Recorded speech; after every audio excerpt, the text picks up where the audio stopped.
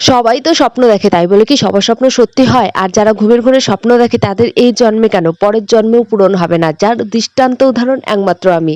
আমি স্বপ্ন দেখছিলাম বড় ব্লগার হব, কিন্তু এখনো পর্যন্ত হতে পারছি না গাইস। স্ট্রাগল করে আছি, তোমাদের ভালোবাসা আর সাপোর্ট খুব দরকার। তাই বেশি বেশি করে ভালোবাসা দাও, বেশি বেশি করে সাপোর্ট করো, হয়তো আমি হয়ে যেতে পারি। So hello guys, good morning and welcome back to my channel Sinha lifestyle.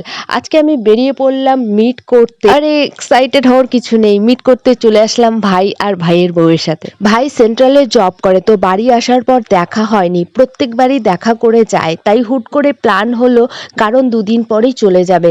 মানুষ বলে না, ইচ্ছে থাকলে সব হয়, সেই রকমই একটা ব্যাপার। ইচ্ছে থাকলে সব সম্ভব, দূরের মানুষকেও কাছে নিয়ে আসা যায়। আমরা মিট করলাম পুন্ডিবাড়ি তোরসা ব্রিজের পাশে একটা চায়ের দোকান আছে সেখানে। আর এখানে দেখতে পাচ্ছ অনেক পুলিশ এসছে, তারাও এখানে চা খেতে আসছে। এই দোকানটাতে মোটামুটি চায়ের জন্য প্রচণ্ড পরিমাণে ভিড় হয়। তো আমরা দেখতে দেখতে নেমে পড়লাম তোরসা ব্রিজের নিচে। এই তোরসা ব্রিজের নিচে ফার্স্ট টাইম আমি নামলাম, কারণ এই তোরসা ব্রিজের নিচে নামার জন্য যে রাস্তা ছিল সেটা আদৌ আমার জানা ছিল না এর আগে, কিন্তু ভাই জানতো, তাই ও আমাদেরকে নিয়ে নামলো। আর এদিকে নামার পথে প্রচণ্ড কাদা ছিল, তাই আমরা গাড়িগুলো এইদিকে নিয়ে আসতে পারিনি। এরপর আমরা প্রকৃতির সৌন্দর্য উপভোগ করার জন্য দেখতে পাচ্ছ গাইস, আমরা শুয়ে পড়েছি, বসে পড়েছি, দুজন মিলে গল্পে মেতে উঠেছি। আর সামনে দেখছো নদীর জল থই থই করছে, কারণ তোমরা জানোই এখন বর্ষাকাল চলছে, আর বর্ষার জন্য নদীর জল বেড়ে গেছে।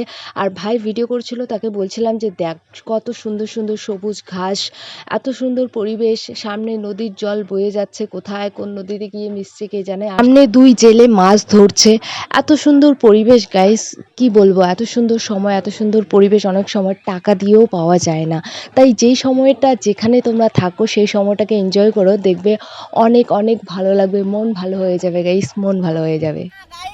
এবার আমি চালাবো বুলেট। এই ছেলেটার বুলেট আছে ওই যে ওখানে। এরপর ভাইকে বললাম তোর গাড়িটা নিয়ে আয়, আমি চালাবো। গাড়িটা ধরতেই দেখি এত ভারী, তার উপর আমি পাচ্ছি না নাগাল, দেখতেই তোমরা পাচ্ছ। স্ট্যান্ডটাও এত শক্ত, তোলার ক্ষমতা নাই। এরপর ট্রাই করতে করতে ফাইনালি গাড়িটা এবার স্টার্ট হলো। দেখি কত দূর গাড়িটা নিয়ে যেতে পারি। দেখতে থাকো তোমরা, দেখো পিছনে ভাই গাড়িটা ছাড়ছে না, কারণ ভাই বলছে গাড়িটা যদি তুই আবার ফেলে দিস তাহলে গাড়িটা কি হবে, কারণ এটা আমার শখের গাড়ি ভাই। দেখতে পাচ্ছ ওখানে গিয়ে পড়ে গেলাম, আর তারপর আবার স্টার্ট দেওয়া শুরু করেছি, এই যে দেখতে পাচ্ছ। তবুও ভাই ছাড়ছে না, বলে কি এটা আমার শখের গাড়ি, তুই ফেলে দিলে আমার একদম মানে বুকে লাগবে।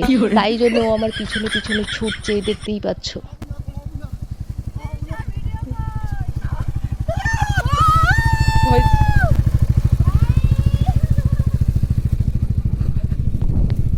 আজকে হয়তো আমার ভয়েসটা শুনতে তোমাদের একটু কেমন লাগছে, কারণ গাইস আমার গলাটা বসে গেছে, তোমরা হয়তো বুঝতেও পেরেছো। তাই যারা তোমরা ভিডিওটা দেখছো আমার, সবাইকে বলছি একটা লাইক, কমেন্ট অ্যান্ড পেজটা অবশ্যই ফলো করে দিও, যাতে পরবর্তীতে তোমাদের কাছে আমার ভিডিও পৌঁছাতে পারে। আর সাথে অবশ্যই আমার ইউটিউব চ্যানেল সিংহা লাইফস্টাইল চ্যানেলটিকে সাবস্ক্রাইব করে আসো। তোমরা যেভাবে ফেসবুকে আমাকে সাপোর্ট করে আসছো, ভালোবেসে আসছো, আমি চাই আমার ইউটিউব চ্যানেলটিকেও তোমরা সেভাবে সাপোর্ট করো, ভালোবাসো। অ্যান্ড এখন দেখতে পাচ্ছ আমরা এখান থেকে বেরিয়ে পড়ছি।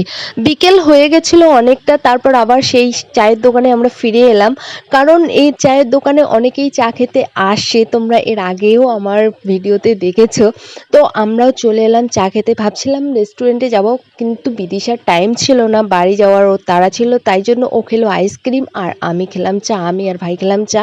কারণ চাটা দেখলাম কতটা টেস্ট, মোটামুটি বাড়ির মতনই চা, এতটা মানে হাইফাই কোনো ব্যাপার নেই চায়ের মধ্যে। তো যাই হোক, আজকের ভিডিওটা এখানেই শেষ করছে। ও সরি, আবার বিদিশা ওই দিক থেকে বলছিল যে আরে এর থেকে তো ভালো চা আমি বাড়িতে বানিয়ে দিতে পারি। তো আমি বললাম যে একদিন কুশিয়ার বাড়িতেই চা খেতে যাব।